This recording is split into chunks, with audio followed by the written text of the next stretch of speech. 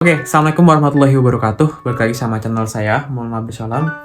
Dan di video ini aku pengen share ke teman-teman yang mungkin tertarik atau pengen ikut caraku atau ikut jalurku untuk kerja di Jepang sebagai perawat lansia atau kaigo. Jadi yang di video sebelumnya aku udah bilang kalau yang mau kerja di sini yang pertama harus banyak sabar, harus kesabarannya nggak boleh setipis tisu. Karena di sini ya sabar, kerjanya sabar. Itu aja, kerjanya sabar. Oke, dan yang kedua harus belajar bahasa Jepang. Pertama sabar, harus sabar. Apapun yang kita terima itu harus diterima aja. Yang kedua adalah kita harus terus belajar bahasa Jepang. Oke, di sini aku udah mau 2 tahun kerja di perawat di Jepang dan lumayan banyak pengalaman-pengalaman yang mungkin aku nggak bakal bisa dapat di Indonesia. Kalau teman-teman mungkin kenapa ada yang mungkin yang bingung ya, kenapa cowok kayak aku milih kerjanya sebagai kaigo atau perawat gitu ya. Sebenarnya aku kerja di Jepang aja nggak ada yang tahu aku bakal kerja di sini, nggak ada. Karena sebenarnya aku juga nggak ada niatan untuk kerja di luar negeri, tapi ya mungkin ini qadarullah, udah harus jalannya ke sini, jadi diterima aja. Aku nggak tahu ke depannya gimana. Ya udah, mungkin ini udah jadi takdir aku. Terus aku udah ngambil job ini juga, aku udah tahu ya, mungkin lihat-lihat dari YouTube dan lain-lain. Aku udah paham sama job yang udah aku pilih ini, kaigo. Oh, kayak gitu. Jadi ngerasa ya, aku pikir di sini adalah kakek dan nenek aku, ya udah aku rawat aja gitu. Gimana kalian bayangin aja, kalian punya kakek dan nenek terus kalian rawat, udah gitu aja kerjanya. Jadi dibawa ya santai aja, disyukurin aja. Dan aku di sini langsung ke bahas topik aja ya. Aku di sini mau ngebahas tentang shift kerja di bidang kaigo. Yang harus teman-teman tahu mungkin kalau di kaigo itu nggak kenal sama hari libur nasional di Jepang. Nggak kenal liburnya hari Minggu, Sabtu Minggu, nggak tahu. Jadi kita itu emang libur itu bener-bener ngacak. Karena hari Sabtu Minggu kan emang harus ada terus yang jagain. Jadi kalau aku di sini sebulan itu liburnya tuh bisa 8 kali. Tapi kalau misalnya mau gajinya agak tinggi, ya udah ngambil liburnya 6 hari gitu. Jadi biasanya kalau aku kan, kita kan mental kuliah kan, pengennya kerja terus ya. Jadi aku ngambilnya libur sedikit aja lah biar ada uangnya gitu lebih. Terus kalau misalnya untuk shift-shiftan sendiri ya di kerjaan ini gimana ya? Kalau kerja itu kan tempat aku, perusahaanku itu sekitar 18 orang ya pasiennya yang kita rawat.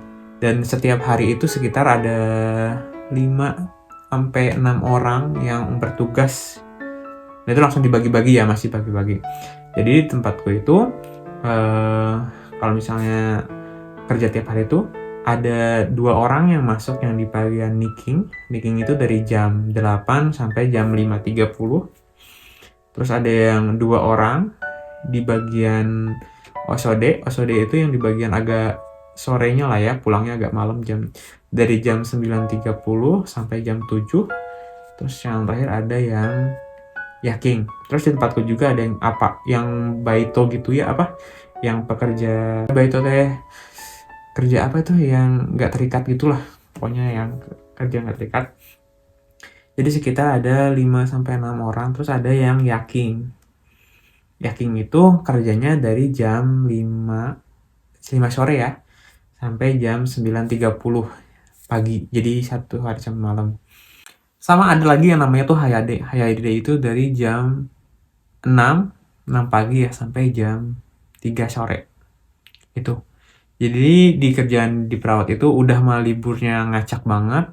Terus pas hari kerjanya juga itu diacak lagi gitu. Jadi udah mah liburnya ngacak, waktu jam kerjanya juga diacak lagi gitu. Jadi shift-shiftan. Ya tadi ya, ada yang Hayade dari jam 6 sampai jam 3, ada yang nicking dari jam 8 sampai jam 5.30, ada yang OSOD dari jam 9.30 sampai jam 7 ya, 7 malam.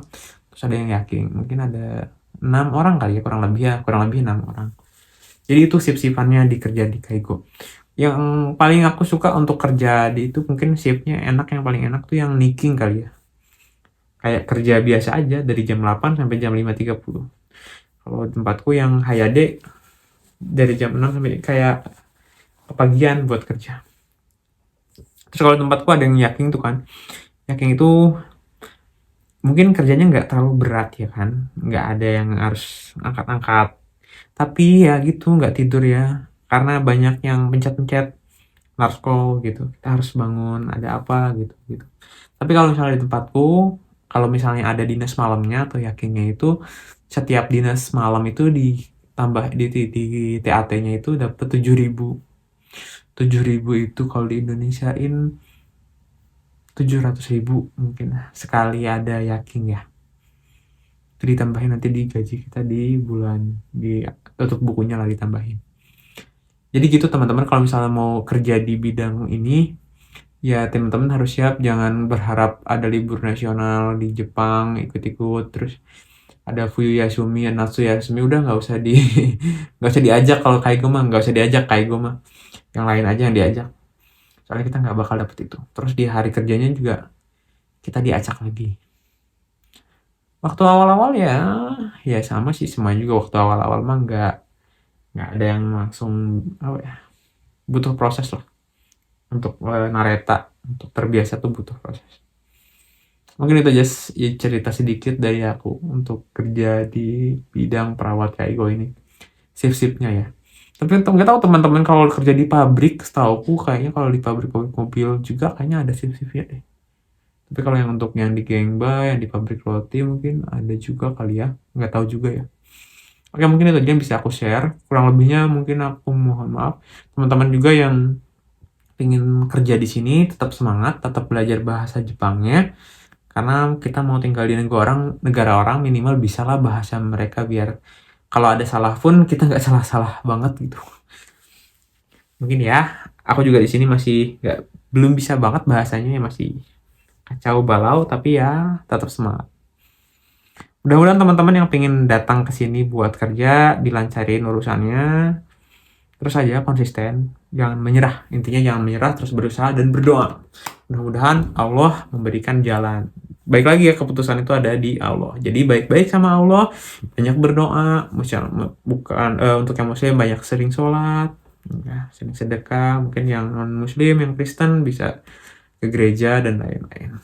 Oke, terima kasih udah nonton video ini. Sampai jumpa di video-video berikutnya.